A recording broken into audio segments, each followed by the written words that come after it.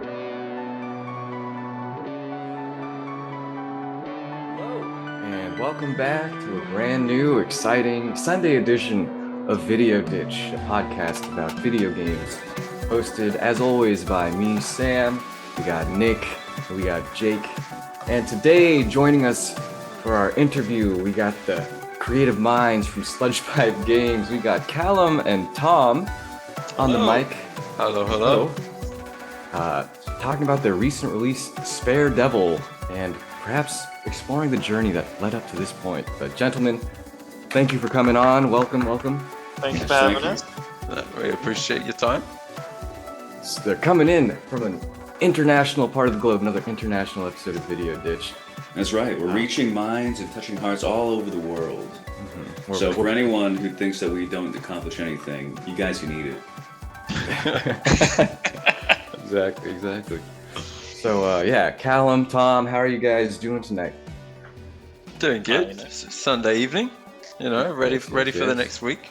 Wonderful. Right on. Yeah, and do you want to tell the viewers and listeners your kind of role and position at the company?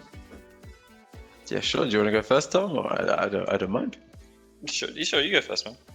All right. Well, with Sparedevil, obviously, we're a very small team with SludgePipe Games, so we have to take on a lot of different responsibilities, really, with the whole producing a game process. I am more so on the 3D modeling, environment art side, responsible for the arena. I did some of the modeling of a few of the enemies. We all do little bits of sketching, but I'm not, I would say, a concept artist. I'm not very good at drawing. For sure. And outside of that, I more so find me, if I'm not doing the 3D art, I'll be editing videos, trailers, or kind of jumping around the different social media platforms, trying to keep it alive. Yeah, promoting the... Oh, perfect. Right on. So you made the kind of big trailer? Yeah. I usually do the trailers. Yeah, that's how I found out about this whole production here. Success. Yeah. There you go. Perfect. Congrats, Callum. You're keeping your job. Oh my god. This guy's been on my back for weeks. Perfect. And what about you, Tom? So I do the more sort of the technical side, programming. That's the main thing, and then a bit of the art, but mostly just the technical side because Callum and our other friend we work with on this, Gabe, do a great majority of the art. So I just have to worry about keeping the game working, basically, and these guys do the creative stuff. This guy's the opposite of me. He's actually good at drawing, so he draws a lot of the initial pin designs and sketches. Yeah, I was going to say, I saw the that really good drawing of what's the name of the bowling ball exactly? Do you have one? I guess he's the Sparedevil. Yeah, I think he is the Sparedevil. Okay, yeah, the Sparedevil with the bugged out eyes looming over the release button. Yeah, that was mine. I drew that. That was great. I really like that. Really, what's a nice way to put it? Cool, nasty freaks. I'm a big fan of nasty freaks. So yeah, I love his design. Yeah. Perfect. Well, we're glad to have you guys on. And we're very excited to talk about our favorite thing, video games. But before we get into that, usually at the top of the show, I'll ask the boys if there's any media they've been consuming recently that they'd like to bring to the show or recommend. Anything from your end, Nick? From your last night, I had to watch a lot of Has Been Hotel for someone's birthday party. I don't really like it. I don't think it's very funny. That's it. Yeah, I can agree with this guy. Very good. There's no smiling friends, is all I'm going to say. Exactly. Okay. See, from this, I'm gleaning some of the tastes you got on the show today. I see. Right on. And Jake, what about you? No, nothing interesting. Nothing interesting. Just been working, man. Just been working, playing old school RuneScape. That's right. Yeah. Farming up. Perfect. What level is your wood chopping or whatever? My wood chop is pretty low. I'm more of a fishing connoisseur. There you go. Yeah. Fair enough. Yeah. Right on. How about you guys? You guys got anything to share with us? Yeah. Caleb, I'll start with you. Media-wise, what media have I consumed recently? My main media source is I consume a lot of Counter-Strike, okay. a deadly amount that you should not consume, whether it's watching or playing. So there's that. Films that I watched recently. I watched this old animated film. Well, it's not like old actually. It's a couple years old. It's called Ron's Gone Wrong on Disney Plus. Ron's Gone a couple Wrong. of days ago. So kids, they get like the little robots. I was watching it with my fiance, and it started out really cute, nice animation, nice style. And then I don't know, man. In my opinion, they just kind of fucked the story in the end. Like, shits the bed. Interesting it concept. it Many just set kind of. places. I don't know. You're making a kids movie, right? They usually have some kind of like moral or something at the end to learn from, and it was just kind of like, yeah, being in your room alone all day playing with a robot and not talking to real people. It's actually awesome, guys. All you need. You don't need real social skills. Trying to kill Well, the I think- iPad babies is validation. I know. I'm looking at the cast of this. You got a kind of star-studded cast. You got Zach Galifianakis. You got Ed Helms, and Jack Dylan exactly. Grazer. Olivia Colman, even from your side of the world. I don't know if I'd recommend it. If you like animated films, you might have some fun with it. I Yeah. personally thought the writing kind of fell off. So Personally, if they're not from Japan, why bother? You know? Yes, that's Nick's prerogative, 100%. Nice. I never heard of this though. 2021. yeah. Oh, very cool. And what about you, Tom? Any recent media? I recently watched a weird movie called Wizards by Ralph Oh, yeah. Bakshi. That's a really weird movie. It's like- Okay, is this an animated feature as well? It's Yeah, very, it's very well. Yeah. it's set like 10 million years in the future, and for some reason there's wizards, and for like Nice. sort of Star Wars style, somehow the Nazis have returned as well, but they're mutants Okay. now. It's It's really cool. great. It looks a really cool movie. it looks, It's fantastically animated. I mean, So all it of looks- his work is Yeah. so expressive. Every man Positive. looks so disgusting. Every creature is so hideous, and every woman is like a beautiful goddess. It's Yeah, it's yeah. amazing. Yeah, very Frank Frazetta-esque in that way. It's Yeah. just- Oh wow. Yeah, are you familiar with Ralph Bakshi, Jake? Any of his No. stuff? He did No, the I'm old not. animated Lord of the Rings and Yeah. the Hobbit movies before Oh, Peter okay. Jackson. Then yes. Yeah, So, before Peter okay. Jackson came along and I've ruined definitely it. seen those. Okay. Oh yeah, all right. Okay. Okay then. Right on. Right on. I'm always curious to see more of his stuff. It's so like psychedelic, honestly. Yeah. Yeah. But It's just like- Wizards is some of his best work, and it's like Lord of the Rings is probably his most well known, but he has some other stuff as well. Yeah. He always moves sort of into a very edgy territory, so it's kind Yeah. of Mm-hmm. a dangerous guy to bring up. But Wizards, I think, is safe enough. It's just Yeah. a really cool animated movie. There's no humans in it, so there's nothing you can point to and be like, you're a bad person for watching this. Yeah, there's no humans in it, and there's no like. Well, there is one part that's quite stereotyped and quite bad, but they're mostly across the board. It's pretty fine. It's It's made in fine. the 70s. It's fine. Yeah. Yeah. Like the guy who made it's like 85 now. Like, Yeah. It's Yeah, he Different didn't time. know any better. Come on. No any better back then. He didn't know it was wrong. Interesting. This was before woke, guys. I mean, We didn't know. Exactly. No one told him. People just create that. Nice. Nice. And Sam, did you see Borderlands? Is that why you put that on the list? Or I didn't see Borderlands. The movie that I've seen recently was Long Legs. If you guys have Oh, yeah. been keeping up with I've that. heard of that. That's the horror. Yeah, one, I've heard right? It's a horror sort of serial killer, slow burn sort of horror thriller, and I quite appreciated it. But I feel like it's one of those movies that's really best. The less you know, the better. yeah. I don't think I was telling How Nick long- about this earlier. Oh, go ahead. Sorry, I was just going to ask how long were his legs in the end? Pretty long. For Pretty long. spoilers. You get the Spoilers. answer. I will say without You get your spoiling money's much. worth. Yeah, you get your Alright, money's I'm gonna worth, write and you that get down. it answered. They're trying to P.T. Barnum Pretty you. That quickly. was Yeah, real. exactly. But it was good. And as someone who thinks that modern horror hasn't really wowed me, at least mainstream, this is a Yeah. relatively indie project that's Open kind of mouth, being screaming promoted gun. to. Yeah, exactly. It's not like The Conjuring or any of that shit. I cannot stand. Cannot stand is harsh. Very severe. Well, Not always for me. I could agree with the kind of He hates stuff. But yeah, likewise. yeah, it's pretty cerebral. I liked it. But the Borderlands movie I've just been seeing headlines. I don't know if you guys Yeah. have I was any invited interest or to Not spending money. hate watch it, but I decided Mhm. not to waste 2 hours, and I guess that was the right choice. yeah. Yeah. Trouble is the cinema's too expensive to go and hate watch something anymore. Yeah. Like you could Seriously. And all it that used to be worth time. At this point, you should just pirate it. Yeah. Honestly, go play a video game. I got enough of those. There you Yeah. go. Maybe Yeah. go outside, let the sun shine on you, and then recoil in pain. We do not condone. We don't Staying in the condone sun. piracy on this podcast, by the way. Or It's okay. sunshine. Or- Or sunshine. No, we definitely don't have to linger on the Borderlands movie. I just wanted to bring that up as a quick conversational starter, but I think we're feeling quite warm already. So Oh, yeah. let's jump into our personal histories with gaming, gentlemen. Beautiful. Yeah, this beautiful, beautiful medium that you've played, you've experienced, you've worked in. What was the seed that kind of planted in your mind, then grew into your? Yes. What made you both the way you are? Oh. Well, first the head injury. Okay. Another that hidden fight one. with that horse.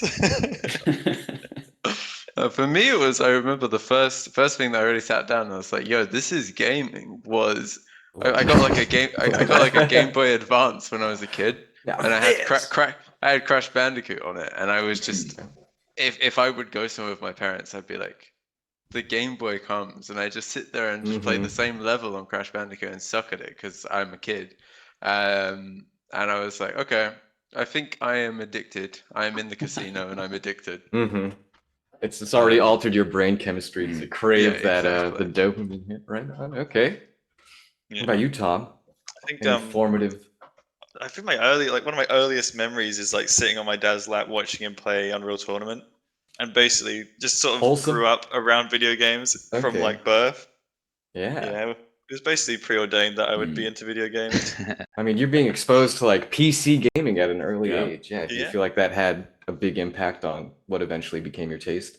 I think the fact that it was Unreal Tournament was quite big because obviously that game had a huge modding scene, and like seeing that you could download and like change the game in that way. I didn't really understand how it worked at that point, but just knowing that was a thing definitely was Yeah. a thing to be exposed to early on.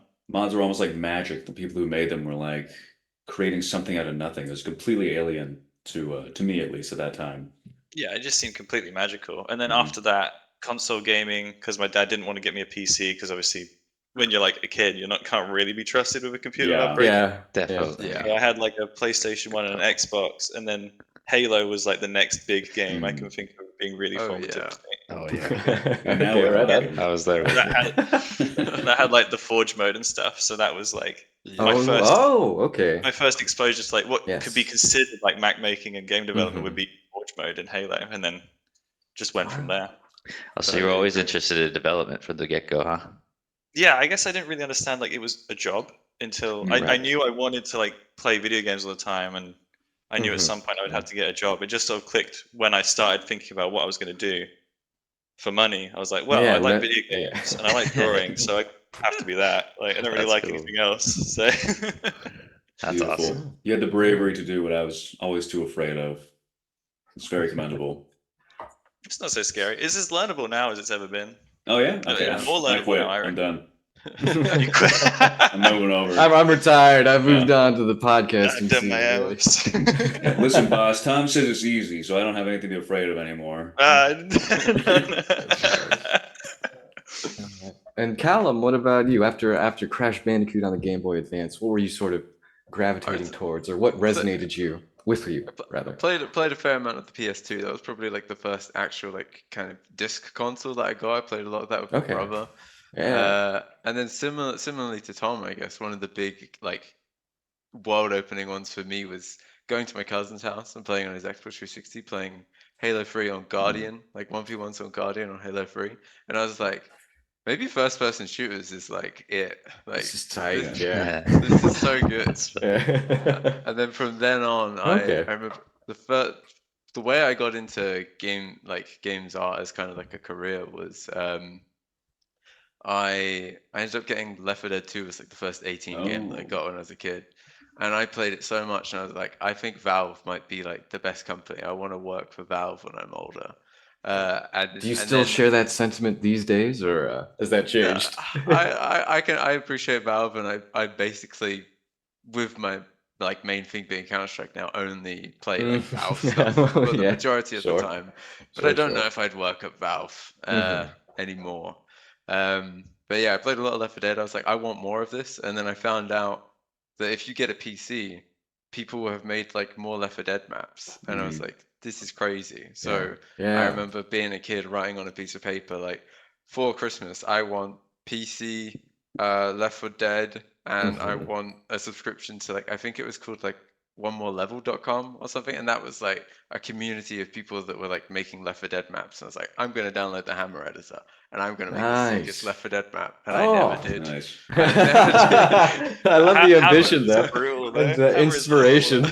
Like, I'm doing this, and then it just sits in the garage for. But that got me started on it, and I figured out that I could download stuff like Blender, and I could try and make horrifically terrible 3D models. Did you ever spend any time in Source, like editing anything there? Or I tried to play around with it, but it never clicked for me. But 3D modeling was something that I found quite fairly comfortable for myself. So very cool. Kind of leans into how I ended up going down like the pathway at university of being an environment artist and doing 3D modeling as my primary thing. Nice. Very cool. That's awesome. Yeah. And so, kind of, we mentioned these days you play a lot of Counter-Strike when you're not doing game dev. Yes. And what about you, Tom? What are you playing these days when you're not doing your Sad to job? say, I play Counter-Strike with Callum. More unfortunate for him than for me. But yeah, a lot of Counter-Strike. But also, I try to like keep an eye out for like the new indie games that are coming out. Obviously, Balatro is huge this year. Oh dude, huge on Balatro. Shit's awesome. I started replaying that Prey game that Arcane made a while back. Wow, we were talking about this a few episodes ago. Right on. Yeah. Yeah, are you a big immersive sim fan? Yeah. Not particularly, but I do love Prey, and I do love the immersive sim elements in Prey. There's not really any that come to mind when I think of that genre as ones that I've been personally invested in. But I like this. I like what it does. If that makes sense. I think that design philosophy should be embraced by different genres. I think ideally it would be cool to see that sort of freedom. I think that's the spark Pokemon needs. Immersive sim Pokemon. Yeah, exactly. I think we've seen some RPGs sort of start to embrace more immersive sim elements. Like I think they just sort of the more expansive you make an RPG, the more of an immersive sim it becomes, right? So Baldur's Gate 3, I think, kind of encapsulates. It's that idea. Two paths. You either go Skyrim or Deus Ex. Unfortunately, it's the only way to go. I replayed through Skyrim recently, funnily enough, as well. I played it. 13 years on. I think I hadn't played it for enough years that I like got to play it again not fresh. Like obviously knew everywhere to go, but like it had been long enough. And I played through the whole game vanilla again, and I was like, "This is great." You bought it at least? No, unmodded. I played it vanilla. Vanilla. I love it. I love it. No way, dude. I think that is nutty. I love to hear these opinions that contradict the general kind of gamer mind rot opinion. Okay, well, the problem I have with modding is I love mods for Skyrim and that, but if I start modding Skyrim, then I'm going to spend a day modding it, and then it's not going to run anymore because I've installed too many mods, and I'll spend another day debugging my mod list. Yes. And then I'll be over it. I'm like, this is too much, man. I can't. It's a vicious cycle. Well, I can't unload the 2-ton ass cheek mod. That's ridiculous. I just can't play it. What do you mean it's incompatible with these mods? Yeah. The 10 different Beautify Lydia mods I've got have broken my game, and I can't get rid of any of them. I need them all, so I don't know what to do. This is just unplayable now. I can't. My immersion. Thanks a lot, Bethesda. Yeah. I'm back to Second Life, I guess. Oh my goodness. You know that guy who makes Second Life videos, or is it Dan SL? Daniel from SL, No, we would watch this guy, Esteban Winsmore, all the time, actually, me and Jake. Yeah, back in the day. Yeah. It's probably similar sort of content, just walking around bothering people. Yeah, exactly. Yes, exactly. You go to people's private rooms and stand around smoking a cigar, and they'd be like, leave! And you'd be like, what's up? What are you guys doing? Yeah, if you like that sort of stuff. Dan SL, I think it's like DNSL is on YouTube. Yeah, I love trolling videos. You do. You certainly do. You Nick is get off on that energy somehow. Yeah. I know. Gmod, people getting prop locked and freaking out. Like something it does to me. I such a sense of joy. Just want to see people's days get ruined. Yeah, that's all right. It's fine. Hey, Second Life was ahead of the curve, you know, with all the metaverse going on these days. That's the Yeah. first metaverse right there. Exactly. Really? Yeah, I think found so. When they came out with all this metaverse stuff, that's why I was so confused, because it's like not only has So- Second Life done this, Fortnite has been doing this for years before you Yeah. guys brought up this Mhm. metaverse stuff. Yeah. Yeah, I mean, even PlayStation kind of Home. Little Big Planet, I would even say a Yeah. little bit. It's definitely the later editions of Little Yeah. Big Planet had Mhm. metaverse type stuff to them. Yeah. If Gabe was here, he would love to talk a bit more on Little Big Planet, but Oh, really? Damn. Wow. Damn. Well, We'll have I guess. a little refresh later down the line. Yeah. He's yeah. also a big lover of Smiley Friends. I think that Smiley Friends comment at the start would have like Damn lit it him up. all. He would have been ready. His eyes would have lit up with joy. Yeah. Yeah. Oh man. Right on. Well, last question I have before we get on to talking about your game. And we kind of have danced around your thoughts on the state of the industry today. What do you like about the industry, if there's anything, and what's your least favorite fucking practice of the industry or trend that you have observed as a developer or just as a consumer? I'd say like the best part about it is from the perspective of like an artist and or a developer yourself, whether you're indie or not. Being inside of a studio, you're surrounded by people that think and kind of want the same things as you. Hopefully, Mhm. maybe not everyone, but the majority. There's so much you can learn. Every studio that I've heard about, I haven't actually worked at like what people would consider a AAA studio, Mhm. but everyone that I know that works at them only really has good things to say about the people that they work with there. Mhm. Maybe like conditions can change from time to Sure, time, sure, also but project the to project. teams on it, But yeah. yeah, you meet a lot of good people and you can learn a lot as well. There's a lot Mhm. of people that they have different interests, they're doing different things to you. And I think that can be actually quite important as an individual for helping you grow and kind of like, I don't know, expand your mind. You have like your way of doing stuff and going about your workflow essentially. And talking to other people that do the same thing as you, but do it in a different way can really like help you learn a lot and develop quite fast, which is quite nice. Cool. Very nice. My favorite Nice. thing about the games industry right now is the job security. Yeah. Oh, that's a good one. No, yeah, no, it's Well, terrible right now. Ironclad. Well, hey, What do you mean? if you get fired by Yeah. Microsoft, you get picked up by Tencent, so it all works out. Yeah. Oh, fantastic. Yeah.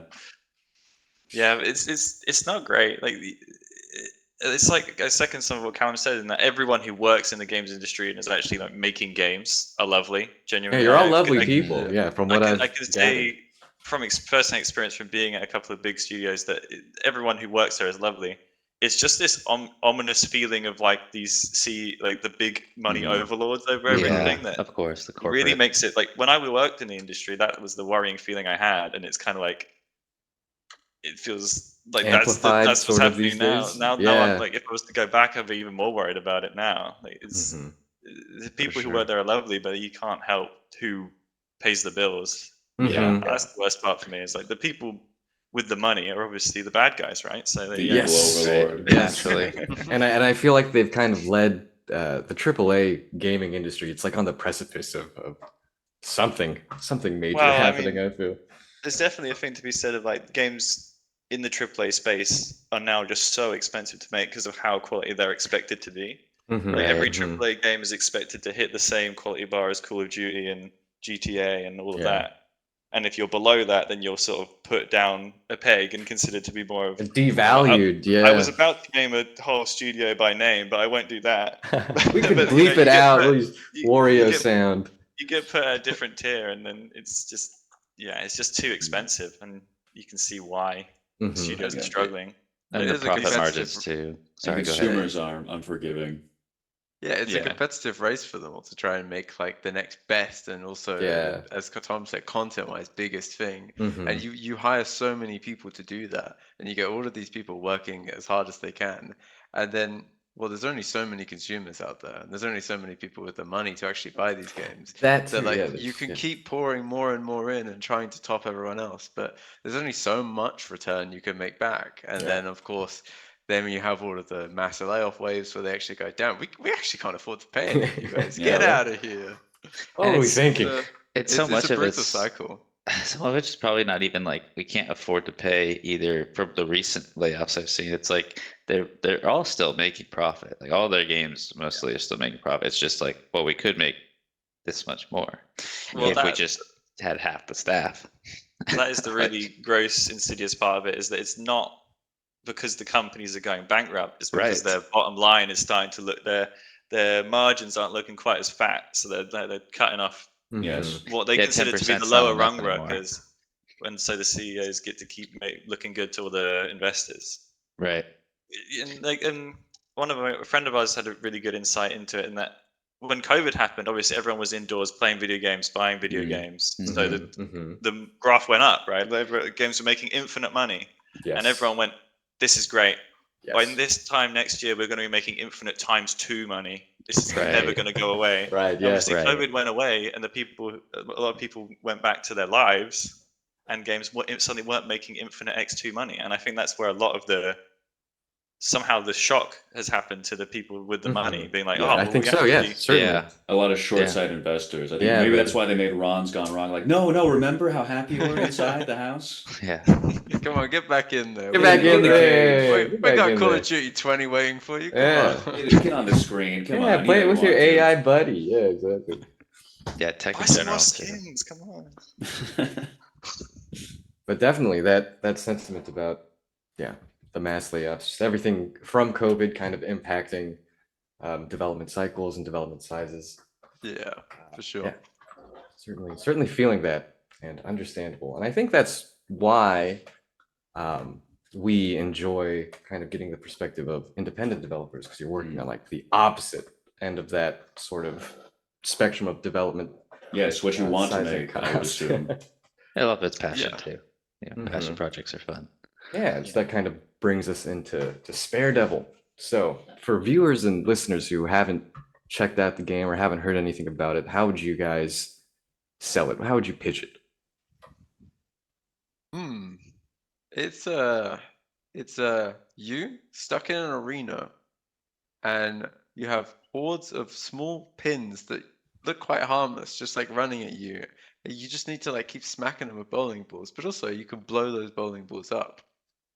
So it's a very like fast-paced, like hyper kind of arcade style game, racking up the highest score you can. With a nice variety of enemies. It's a small but simple game. It's a game that you can pick up, you can play for 10 minutes, and then you can go, all right, now I need to go shopping and get on with my life.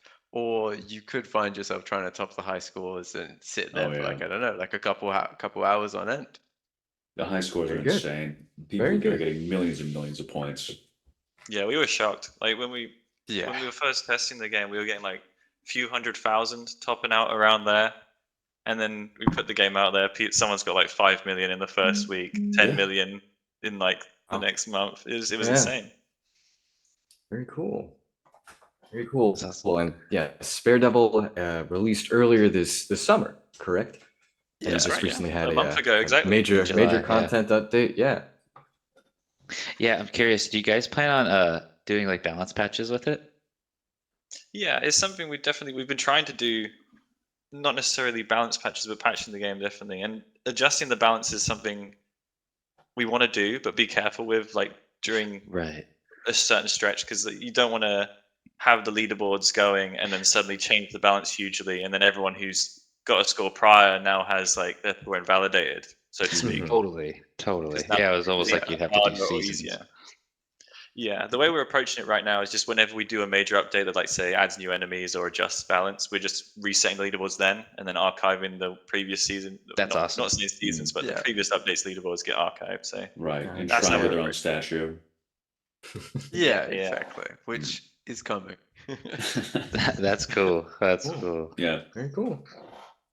Where did the initial concept come from for this game, and when did development begin in earnest for this project? So before we were making Sparedevil, we had actually sunk a good few months into a horror game project, because we were like, Really? we all worked at a smaller studio together, and the sort of writing was on the wall that the studio was not going to be around for much longer. The story that we work at a small studio that gets freelance work from bigger studios, and because of the downturn in the industry, we hadn't got any contract work for about a year, and that's generally not good for a business itself. So we knew the end was coming for that.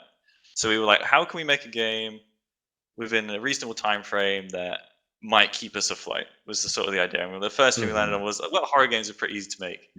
But then we got a few months into that, and we were going, "Oh my goodness, we really don't want to make a horror game." Kind of a Garden of Banban looking thing, or yeah, like that was like what we kept looking at things like that and being like, yeah, we could do something like this, and it'd be kind of straightforward, but we just didn't have the fuel for it really. And then we were sitting there talking about like, what is something else we can make similar scope, but like way more up our alley, like more shooter-esque, more fast pace, and we were playing a lot of this game called Devil Daggers at the time, but you can probably see the of it in what's I believe yes. Endless Waves.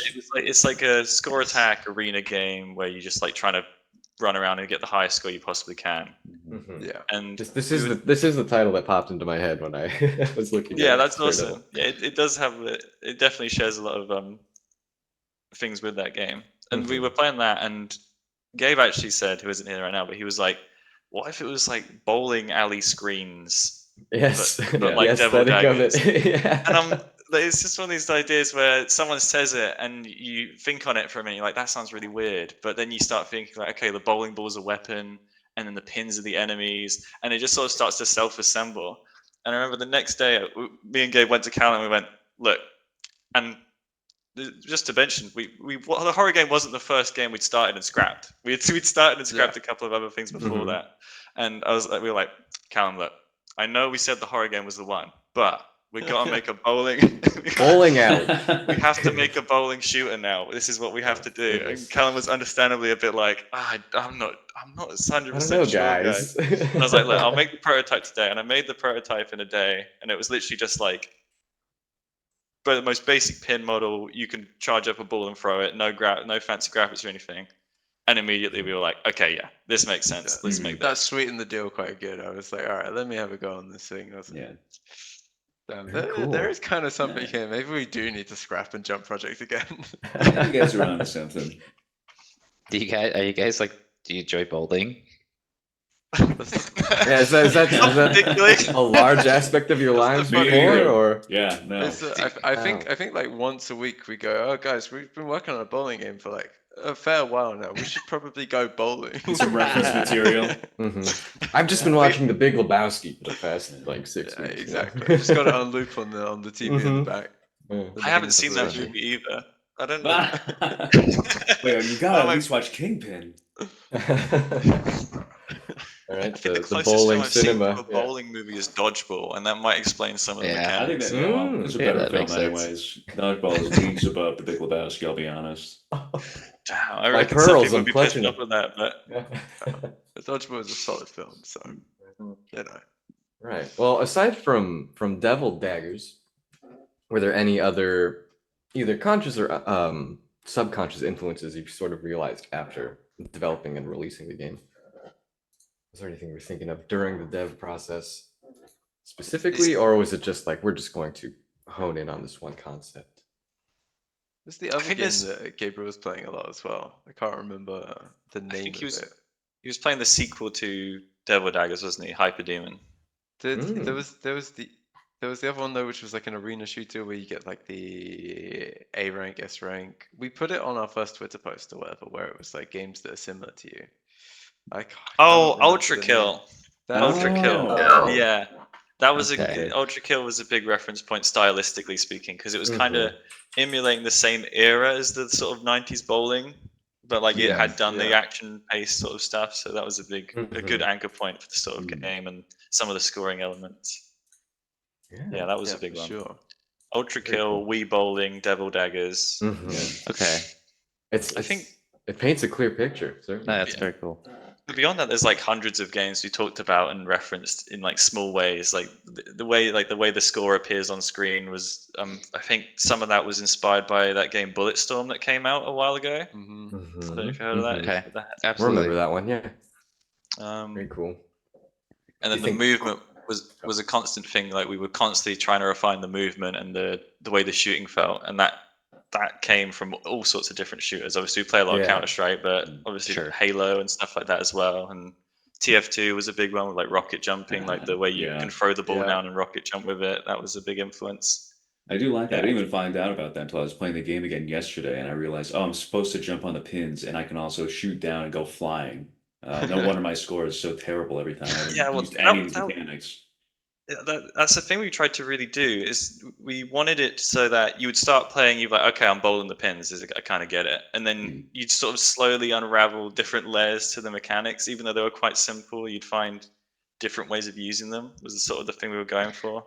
That's cool. I like that. Yeah, I like that it's not just thrown in your face anytime you get Right. like an upgrade. Hey, here's a stop screen. This is how you do it. Like, You'll have a little bowling fairy companion, like, oh, don't forget to jump on the head Yeah. for bonus pinpoints. Yeah. I mean, it's something that people have complained about before and been like we can't do half the things in the trailer. It doesn't tell us how, and I'm like, I'm sorry, that's Play the frustrating, but game. it's kind of the point. Yeah, You've play got the to game. try and figure it out. It was a big discussion point in like when we started doing testing it, to be honest, which was, do we tell people more? Because we originally set out for it to be like maybe the community discover stuff, and if through like building a small community, people were sharing and telling each other like, I just found this cool thing in the game, Mhm. and that was an aspect that we really enjoyed and kind of thought that would be cool to have exist. But yeah, as Tom said, in some of our first rounds of testing, we would like watch people play and stuff like that. We'd be like, damn, some people aren't even like moving that much. So it's like, I think that's an individual issue at that point. I don't think that's the yeah, fault I of mean design of the game. that's a lot of the discussion we had. But at some Skill point we were like, issue. do we need to expose some of the mechanics more to people? Ultimately, we decided not. But obviously, in a lot of content that we were like put out ourselves, like in trailer and stuff like that, we made sure to show it off so that like Mhm. people could see it, even if they don't know directly how to do it. They could be like, oh, that's cool. I want to do that. Yeah, exactly. Show, don't tell, that kind of thing. I Yeah. like that. I think that's preferable. Much Mhm. preferable to a tutorial. I like how you just get dropped in, you die instantly. Well, obviously I fucked up. I need to figure out what to do here. Especially as like a first indie game, you walk this Yeah. fine line of like, we want it to be like a difficult game with a skill curve, but also Mhm. you walk that fine line of like, are people just going to download it and go, this sucks? This is inaccessible. Right. Yeah. So yeah, that was a little bit of a worry. We don't want to make Mhm. it too hard that it's annoying. You want to make it like challenging, I guess is the best word. Mm. Yeah, There's so trying much- to handle it so that the spawns ramp up in a way that people can actually get their bearings before we drop like the TNT and the mortar pins on them. Like there was a lot of testing to do with that. But Okay. Nick has spent time with the game. Yes. Before the updates, I got it, I think day one. I had the demo beforehand. I'm playing it pretty regularly. I haven't been able to play it much since the Overachiever update. It's But fair. It's fairly I recent. I was trying to get the high score run. I don't think I ever broke 400,000. And I was seeing people climb up like, oh, I just broke 2 million. Oh, I just got 5. And it's like, I'm not even going to bother anymore. yeah, the people at the top went crazy. I wouldn't feel bad. I can barely break 500,000 on a good run. I know, but We started. there is something I think wrong with me, or maybe wrong with a lot of gamers, where the addition of the achievements is like, well, now that this is here, I know that I can Yeah. do this, and I should be able to do this. And the fact that I'm not doing it is really kind of pissing me off. So now I need to do better at the game. You're being presented a challenge, and you Yeah. want to rise to the challenge. I think it's Yeah, I completely reasonable. That's the purpose of the achievements. Is like, here's the goalpost. It's set in the ground Yes. now. It's not as loose as like, oh, just try and get top score. Yeah. It's like, Mhm. You turned the game on. Here you go. Good job. With the game as it is, does it have just a single difficulty setting right now, or is it adaptive, or is it something that right now players it's choose? the one difficulty, and it just ramps up as you score more points, sort of thing. So if you're not scoring any points, it just stays at the basic pins, and if you score tons of points, like more and Okay. more advanced pins start spawning. It's simple reactive level of difficulty, really. Yeah. Like, are you struggling? We'll leave you to kind of struggle a little bit and figure out what's going on. Interesting. Okay, right on. Is that something you would plan on adding in the future for the players that feel like they're struggling, or do you think it's such a part of the core experience that you don't want to compromise that? I don't think an easy mode is by any means necessary. I don't think that's I think something An that should be added. elitist gamer, if you Mhm. couldn't have told. I don't think the game as it is right now will probably always exist as it is as a game mode. I can Mhm. imagine us adding something that may be an easier version as a different game mode, perhaps more of a fun Okay. based Mm. mode, but we haven't really discussed that in any detail. There's Okay. definitely Yeah. updates we have discussed where it would the difficulty curve would probably be eased even more than the current state of the game, but it's Right. too early to talk on that really. Yeah, yeah. sure. It has. Yeah. Playing the game with bumpers on, essentially. Can't fall in the lava or something. There you go. Yeah. That'd be funny. Bumper You press play, update. it says bumpers on, and I don't even know what that would do in the context of our game, but yeah, it's funny. That's interesting. Okay. Very cool. What about you, Jake? Any questions right now? No, I have a comment. I was watching some videos on it. I did see a funny video where someone was playing it and they weren't moving. They didn't know. That cracked me up. There's a good chance we've seen that video. It was really funny. It just to me, I was like, yeah, no, I can like understand why you wouldn't think because it's bowling, but Yeah. you know, with the FPS aspect, it was just gave me a giggle because Yeah, like that makes me feel kind of like Jonathan Blow watching Soldier Boy play Braid. Honestly, we saw that video and we were a bit like, "Oh God, is no one gonna get it? Is everyone gonna stop playing it and just stand still?" Fortunately, that wasn't the funny. case. And I Yeah. think what happened there is the guy who made that video was covering like every game in Next Fest, Sure, like every sure. indie game that came out. So he was probably like pumping 10 minutes into each one, just going on to the next. So Yeah. I'm keep sure it he No, up. would. for sure. Wasn't trying to like, toss shade. No, on it was it. funny. It was It's was funny. funny, We and actually it was got a that guy real coming on gut right check now. for us. Yeah. Calling it Hey man, have you heard of WASD? Why to WAC? be- The arrow keys are right there. To be fair, shout out to that guy. He did kind of inspire a achievement in the Overachiever update. So Wow. That's awesome. There's his Wow. legacy. Love Very that. nice. we have an Okay. achievement. I think it's like 100,000 points or like 10,000 without moving or something like that. Okay. Yeah, it's 100,000 without moving. It's probably one of the easier ones, to be honest, because Yeah. if you just keep spinning and shooting, it's usually Mhm. fine. Head on a swivel. Upon release of the achievements and stuff, or I guess in making them, what, or even just on the release of the game, you guys have already said you're shocked with how high people have gotten. What'd you kind of like originally anticipate being kind of the The bars? ceiling. Yeah. Yeah. Well, in the playtest, we had a couple of people reach 1 million, and we thought, Okay. okay, that's going to be the upper band of what people get to. Mhm. Okay. The last night at the playtest, we ran like a similar competition, and someone hit 2 million, and we were like, "That's insane!" How? Mhm. Because yeah, as Tom said, we were breaking like hundreds of thousands ourselves. I think we had a couple of like just about 1 million breaks, like on the developer team, and then this person in the beta got like 2 million, and we were like, Wow. "That's peaked." Yeah. Mhm. Damn. And then the game came out, And and then we saw like 5. The public 7. got their hands on it. The, Yeah. the average in the top 10 was at least a couple million. Yeah, and, you it know, was I people can't crazy. even getting remember. I can't even remember what it peaked out at now. It's something like 17 million or something crazy like that. This Yeah. is But yeah, 17 million. Dang. We were absolutely shocked at how high the scores got in the end. Yes, it's quite demoralizing. It's fine. We That's had cool. we had a friend in the beta who took great pride in having like the lowest score on the beta and just kind of like kept it and left it there. Hey, someone's got to fill those spaces. Yeah, exactly. Exactly. Very nice. Very nice. That's awesome. And so we've just had this recent update. So it adds achievements. What else has been added to the game? with this update? Biggest thing alongside the achievements was customization, which was actually quite a lot of fun to do. We found that it kind of breathed a lot of like life into the game almost. You've played it a bunch, and weirdly enough, playing with a ball that has a different pattern on it now, and Sure. different Yeah. color and different effects. It, Of course. Is this a I- new we- progression track that's unlocked? Just like the launch road. yeah, exactly. Like Yeah. unlock achievements, get new stuff, customize your ball. It also makes it feel a little bit more personal, which is kind of nice for people. Yeah. I don't know if you wanted to make a video or even just like sharing screenshots of like high scores and playing with your friends or Yeah. whatever. It's kind of like that's me. I've got the red ball. Yeah, I've with got the skull on it. zebra print ball, yeah, or Personalized. something. Perfect. I'm bowling yeah. with the giant fat chicken, that kind of thing. That kind of I guy. wish. Maybe one day. Maybe one day. Yeah. Next, I guess you just gotta start monetizing them, right? Start putting skins. Oh, in the yeah. game. Yeah. Now. We gotta That's focus on selling the game first. But, Be a little watch on out the for nose, joking. you know, the devil Sparedevil crates. Battle Pass.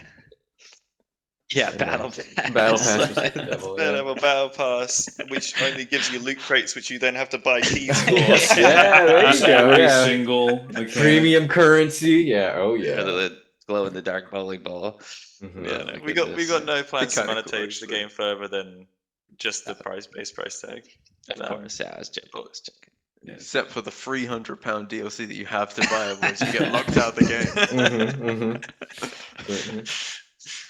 Yeah, I guess going forward, do you? Sorry, go ahead, Sam. Do you have this? Oh, I was gonna ask just because we briefly mentioned, and not briefly, but we mentioned earlier, Quake and Source games and modding those games. Is modding support something you feel like you would add to Sparedevil, or is it not really in the cards for a project like this?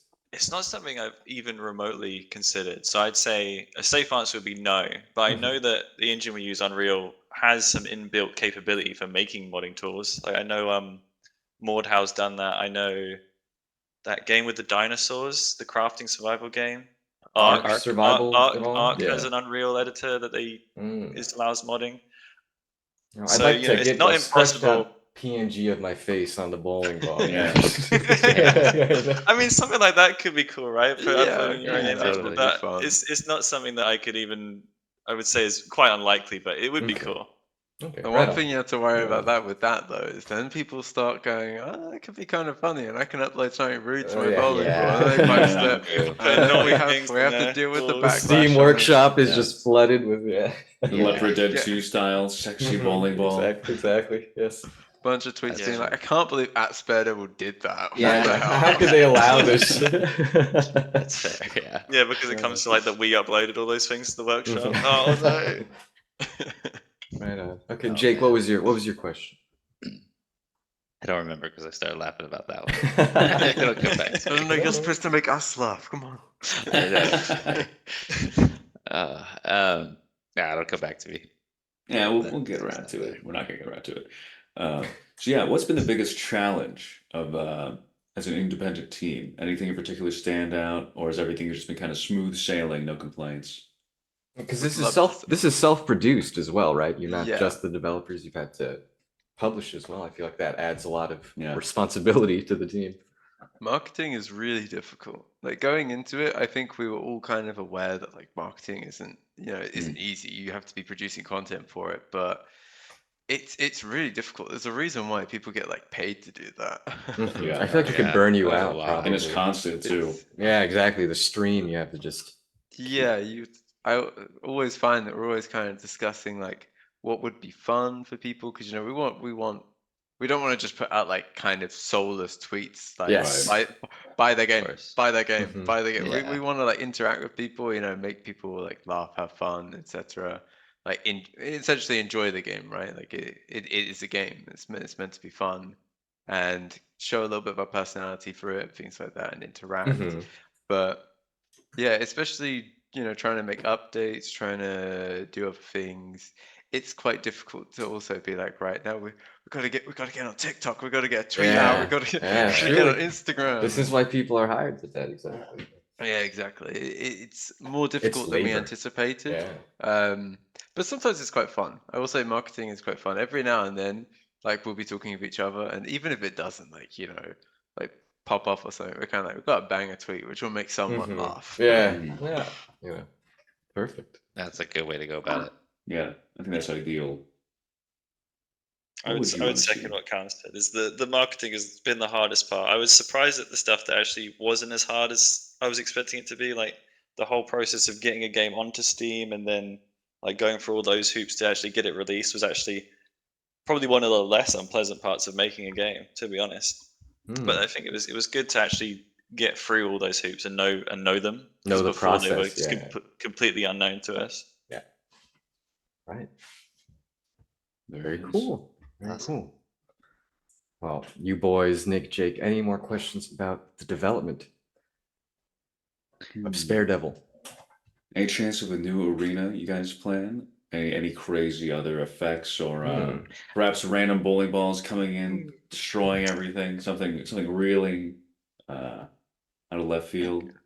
Would maybe go ahead and say that without being specific, a few of those things that you maybe just mentioned, we were already talking about today. Yeah, Perfect. I'm known for being rather prescient. Love to yes. see it. Yes. Yeah, I We're did. just Very good. Go ahead. all the updates we're going to do are going to be trying to improve the areas of the game that we think could do with more. And some of the things you mentioned are definitely some of the areas we're talking about, as Callum said. So Beautiful. Yeah. Okay. Yeah, the more crazy and chaotic, the better, I think. Yeah, that was kind of my general question earlier that I forgot too. Was like, without I know giving away too much and stuff, because you obviously don't want to like overpromise or just think of you say too many things that are maybe can't be realized or And something. can't deliver. Yeah. well, there's going to be just with, 16 multiplayer. There's going to be massively online multiplayer. Yeah, 32 v 64 32. and 64. Yeah. You can like destroy the whole map, and it's dynamic. Completely destructible environments using the Frostbite engine. You I can love it. romance the pins. make Oh, like we'll a also- circle that starts enclosing. Yeah, we'll also Last get Man the like Standing. the Marvel tie-in as well. There's Oh, Yeah. good. Yes, perfect. Yeah, Disney's on the phone Spider-Man, already. web ball, web shot. Perfect. Yeah, battle royale. No, that's Yeah. cool. Yeah, I was just curious if. So I mean, I'm glad to hear you guys do still plan on continuing to develop the game. That's yeah, awesome. we will definitely patches. Mhm. We would love to like be able to very easily like promise things to everyone and be like, Of there's going course. to be all of this stuff, but realistically, we also like not necessarily working on it full time as well. So it would I was be going hard to ask, sometimes say is this something that is mostly done in your free time, or are you able to? it's mainly free time right now, Yeah, really, okay. and Imagine, yeah. and we would just feel quite bad and guilty to say to people, hey, we're going to add all this stuff in, and then life happens and it can't be the main focus, Certainly, and then certainly, yeah. it ends up saying, yeah, in October there'll be this thing, and then by the time it comes to October, we're like, damn, we didn't really get to do that, so it's now December and it's still in progress. Yeah. That would upset people, For and sure. we don't want to do that. So Yeah, totally. we want to work on it, and we have ideas, and there probably will be more content, but it's hard to say until we know it's going to be there. Then we can tell people like, hey, look at this. Our current approach is that we will, if we say something's coming out, it's basically already done. Like we would have, Okay. it's Okay. already like, we don't want to be in a Gotcha. position of like having said we're going to put in this, and then finding Have out to make a month that in, right. finding out a month in that Yeah. it's actually impossible for some reason, and then we're in this trap of our own making. We just want to have some ideas, take the feedback that people are giving us, and sort of build around stuff around that, and then announce Yeah. it when it's actually good enough to show and be released. Yeah. I think that's the best course of Yeah. action for us. That's certainly wise. So Yeah, no, good on you yeah, guys for doing it that way. I Yeah. think that wisdom comes from having played games that have get updates and Overpromised especially and smaller games. underdelivered. Yeah, Yeah. like Yeah. it's wisdom that you've watched other people like fail to learn. So it's good to keep in mind. Yeah, another lesson. Very cool. that makes sense. Wonderful. Yeah, and How have things been since the launch? How did that go over? Pretty happy, really. Like it's been a huge success in our eyes as far as we expected. It was the first game where a new group of, I guess, indie developers, you could say. Yeah. To be honest, from day one, we'd always told ourselves like we could release this, and the first thing we could get is you could get like a tweet that says, "This sucks. Give up, guys." And Right. that was probably worst case scenario. But best case scenario was we release it, like one person. It's maybe sounds generic, but like one person buys it and goes, "This game was sure, fun." if it resonates And- with anyone, you feel like you've accomplished your goal. Well, yeah. it sounds generic coming from like a group of people that making our first game, trying to like learn the But process it's from start to understandable. finish. Totally It's like, understandable. Yeah. yeah, that for us would have been enough. We would have been like awesome. But we've actually managed to kind of shelter a small community of people that really enjoy the game. They were excited for the update, and that is like beyond expectations. Yeah, it seems Very like a cool. niche has already sort of found Yeah. this game, which is cool to see. No, yeah. I mean, the reviews have to feel good. Like that's awesome. Yeah. Yeah, 100% positive reviews on Steam it right gets now. filled in Sparedevil. So far. But yeah, it was huge because by the time we released, obviously you've worked really hard on this thing. And you have no idea how it's going to be received, and to just like Callum says, we were expecting maybe to have a couple people, to even have a handful of people who have bought it and enjoy it. It's hugely inspiring and motivating, and Yeah. it's great. Yeah. It's Very awesome. cool. Yeah. So cool. And That's what not we to like look, to hear. yeah, exactly. Not to look too far beyond the horizon, because I know we've mentioned that you want to continue to support this in some way. But moving forward, as a team, are there any ideas in your drawers that you're like really excited to explore in the future? Yeah, revisiting that horror idea, perhaps. Garden of Bol Bol. Garden of Bowl, yes. I mean, as a group, the core of us, like me, Tom, and Gabriel, we've known each other for like, I don't know, like 6 years or something like that. We're in university together. We Mhm. worked a job for a few years together and stuff like that. We have a lot of, probably it's safe to say, a lot of game ideas in a backlog. Whether some of Yes. those are like realistic as smaller indie games to start with, we don't know. But I mean, we're definitely here to make games. Whether that is Sparedevil for the time being, probably so. Mhm. But I think definitely at some point we hope to continue and create more. Yeah, Yeah. love to hear The it. dream obviously is that someday we can break free from having to work for anyone else and do this whole thing full time. Like that's the Mhm, real. mhm. That would For be the sure. real dream. That is the But for, dream, yes. but for Yeah. now, it's just like looking at what people's schedules are like and trying to break off games and updates that we feel will be fun and in the time we have to make them. And Yeah, certainly. right now, that's really the sensible goal. Is just to keep making fun Yeah. stuff in the time we have Yeah. available to make it in. Right on. Was it Well, when you're like? putting out this kind of quality, like that's awesome. That's really cool. Thank you. Wow, That's very I kind of you appreciate to that. say.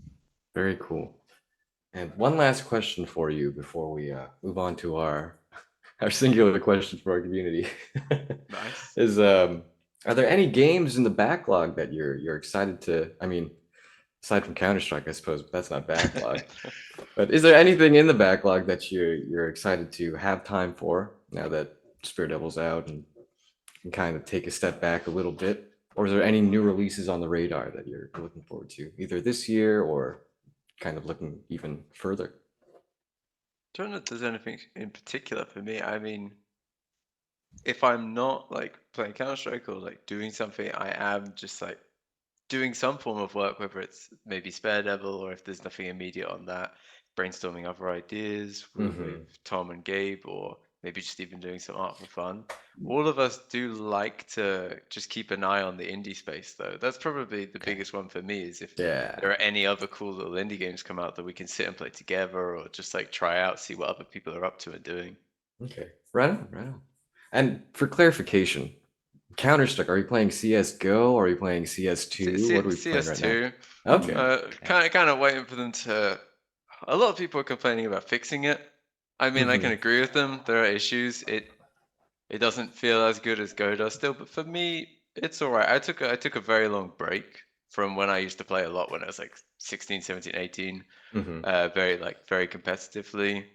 And then I came back closer to the release of CS2. So I guess I don't feel it as much as the community that's complaining a lot right now about like Yeah. the difference it feels. It definitely feels Sure. different, but it's like it's okay for me. I Just going don't on the envy. surf maps. I Yeah. don't envy Valve's position and having to like. I mean, I guess they Follow didn't it have up, to do yes. it, but like appease a community that large and that critical of the thing they enjoy that much. Like, I can't imagine how. That's scary. them to- It is a Totally. monumental task and ask, yeah. And it may like you want to innovate. Like you Yeah. should be thankful that they're even trying to innovate on something Mhm. that's this old. I agree. I'm with you. I do not envy them, and I can appreciate even to someone who doesn't play CS:GO but has played it. I can understand like where Valve wanted to go with it, but it's just I don't know. That community is tough. Yeah, right. I Never know what the agree. community's I gonna say agree. until it's in their hands. They Yeah. need to fix TF2. I'm glad we're on the same page. Oh my god. Yeah, I mean, didn't they try to fix it? It's still broken, and then there'll be another Yeah. Save TF2 protest in another hashtag, month, yeah. and then they'll release another TF3. patch that doesn't fix it. I don't know. It just is it just unfixable? I haven't really looked into it much. It's So I like don't a really bot know. issue. Bots instantly Yeah. kill you as soon as you spawn in. Fantastic. Mm. Yeah, that's I stopped playing TF2 a little while before they isn't it? Don't you have to play quick play now or something? Like is there still the server browser, You but can look up it's servers still, but the default is quick play, and all the official servers are completely full of bots who just collect like crates and drops all Mm. day. incredible. To be fair, Yeah. Valve bots are pretty notorious. I remember playing Left 4 Dead 2 Versus, and sometimes you're just like they have a bot on their team or something, and this bot is so good, you could be a smoker hiding on a roof like miles away, and the bot's just like, bam.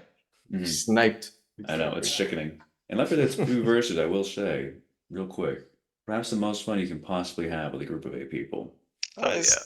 That's probably the game I've had the most fun at, and also the most like rage-induced arguments I've had with friends playing that game as well.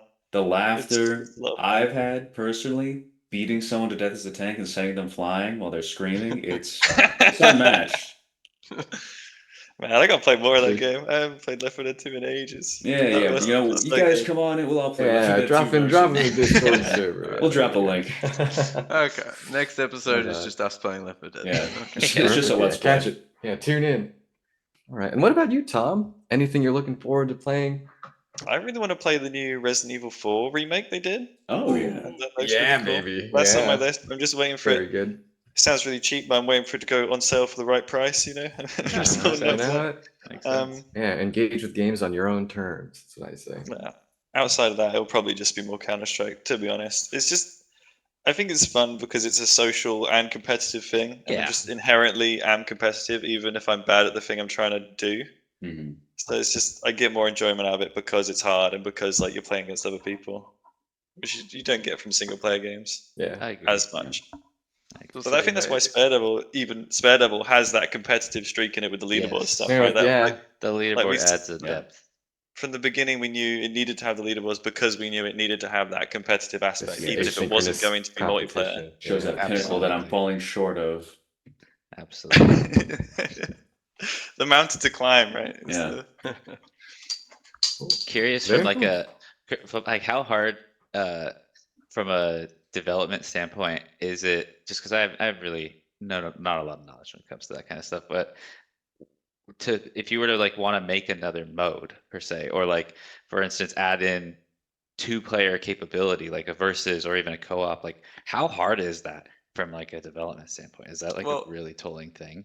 if you imagine like the monumental problem that is making one player character controller feel good and function Right. well and not break under any circumstances, under any combination of inputs or moves or abilities that character might have. Oh, right. If you then imagine adding a second one, Introducing, yeah, Mhm. definitely. you All then the different- have an exponential amount of Yeah. problems that unfold, and Okay. then you want to have those two players able to interact with each other, or perhaps interact with the world at the same time, and perhaps you want to do that over the internet. You can see how it unfurls into an absolute monster of a problem. Yeah, It's no, really totally. incredibly challenging. I Yeah, guess I'm I not didn't saying even that- consider that aspect. Yeah, that's wild. And you also have It's those a- two separate instances of a game, and you have to Mhm. like they have to talk to each other constantly, and right. something has to be there to be able to essentially decipher that and be like, yeah, this is how it is. Damn. I was just curious. Yeah, no, Yeah, that's good question, that's, Jake. Because I was kind of curious about that too. But I think questions like that are great because I feel like there's like Yeah. there's not much of a one-to-one communication with like how games are made and gamers, not so much. Like they used to do like all those behind the scenes documentaries, they don't really happen Mhm. anymore. So I Yeah. guess podcasts are now the next best thing, so you can like yeah, no Find one's out reading how Game we- Informer That's anymore. right. They are the new yeah. best thing. Three. Game Informer's gone now, aren't they? Didn't It's they dead. go? It certainly Yeah. is, yeah. And That's GameStop really is sad. just pissing on their grave, yeah, certainly. Yes. It's tragic. Throwing Funko Pop ashes all over it. Hmm. Mm. But- Hey, you guys want to go to the Funko Pop landfill later? Yeah. There's a There you go, But yeah, you do bring up a good point. We are glad to kind of have this platform to have these discussions, and we appreciate both of you for coming on. So We Well, thank we you. appreciate being invited. Yeah. Yeah, I absolutely. think it's important as well for indie developers, like especially maybe people that don't have a team or they're maybe newer to it in general. That Mhm. there's like resources they can go out there and listen to other indie developers. Maybe they don't necessarily know more like maybe knowledge or like skill wise, but for experience of like, oh, they did this thing and it wasn't actually that hard, it can maybe make people less scared to try it themselves. Yeah, we're learning more about the process. We're pulling the It's mystique true. back from it. Yeah. The more developers we talk to, the more I think, why don't I make a game? Am I Well, just lazy? that's the Am I most stupid? after the next year Yeah. of Video Ditch, yeah, we'll be getting Video Ditch the game. Yeah, If video. you want a reason the not other to do side. it, it's because of that thing I touched on earlier of like the unfurling problem. Like you add one new thing to the game and you didn't even foresee the Nah, 17 I'll thing. figure That's it gonna out. break. don't I got listen it. to Well, don't listen to well, you have the right attitude because that's literally you have to have that attitude. Otherwise, you're just like, oh my god, how on earth do we get all of this working? Overwhelming. I'm sure. We like I your can- attitude. You're hired. Yeah. There you go. Oh, very nice. perfect. Hey, There you go, Nick. Oh, if you need a Welcome voice to SludgePipe. actor, that sounds low committal and high praise. Yeah, if the That'd be bowling ball great, needs a no money. voice. Yeah. Or some of the pins. Right on, right on. All right. Well, let's close out with our question from our community. Yes. And, Mhm. yeah. Probably not fitting, but what is your highest score in real life bowling? Which I guess would be NA, not applicable. Oh, I don't know. I don't. Yeah, not applicable. Rather, who's the best bowler of the bunch? If you can answer that one. I'm gonna probably say not me. I think last time I went bowling, I fucked it. All right. All right. Maybe I think I've been Gabriel. I bowling. think Yeah. I think Gabriel might have been bowling most recent out of all of us. That probably puts him as most The likely. mysterious let's just give Gabriel. it to Gabe on a technicality. Mhm, there you go. Bowling's Yeah. one of those random sports that I have maybe like a handful of friends throughout my life I just like find are so good. Like Mhm. and they're not even like, oh, I bowled for years. It's just maybe they took like a class in college or they Bowling class. like you Bowling needed or that they maybe credit, yeah. just bowled with their friends like Yeah. The American few school times a system year, is they're- is a bit different, you know. Yeah. different.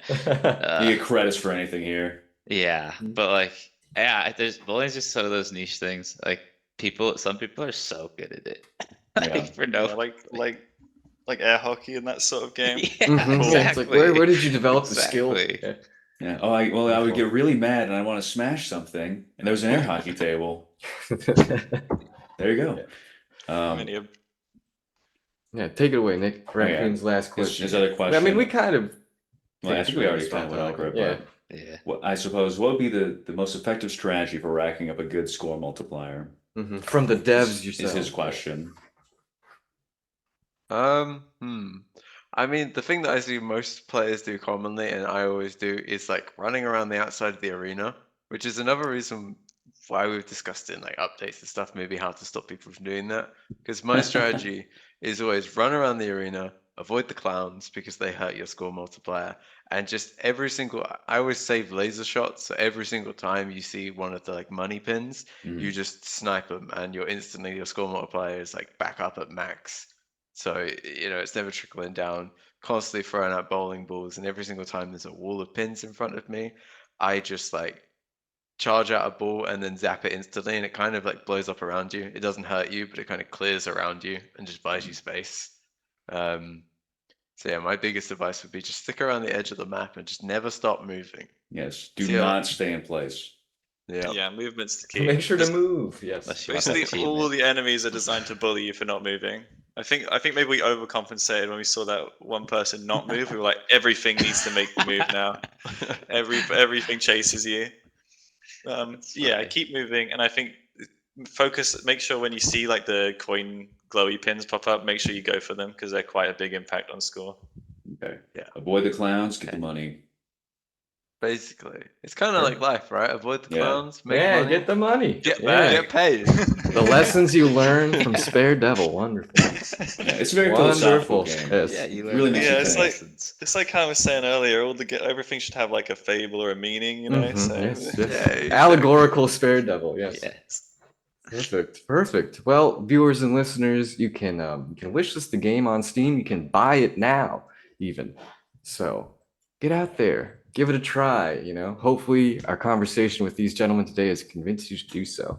Because I've enjoyed it thoroughly. Oh yeah. Yeah, You guys need to that's quit your good stuff. jobs. You need to become game developers. Everyone listening. yeah, Callum. everyone needs to be a game developer. Yeah, there you go. Tom and Callum, is there a social media, anything you'd like to plug for the game or your studio? I'd So, say Close that. Main one is probably our Twitter, right? That's where we're most active. We take messages on there. We try to post regularly, talk to people, get involved also with like other indie dev like hashtags we see as well. Talk to people, try and help out the community in any way we can, kind of thing. Yeah, love And that. join That's our Discord. SludgePipe Games, everyone. Yes. Yes. Oh, and the Discord. I'm in there. Yeah, so. that's the big one. Join our Discord. Very You cool. can come complain about how the game's broken or not broken, and yeah, please do that. Very good. Right on. And always, I've been Sam, joined by Nick and Jake. We'll drop all our socials in the links. You know where to below. find us. Exactly. If you've made it this far, thank you for listening. We love you so much. And gentlemen, thank you for coming on. Thank you it's for having a me. pleasure. Yeah, Yes. you guys are an absolute pleasure. Until next time. It's been fun, guys. See you next time. We've been Video Ditch. Thank you. See you for Left 4 Dead.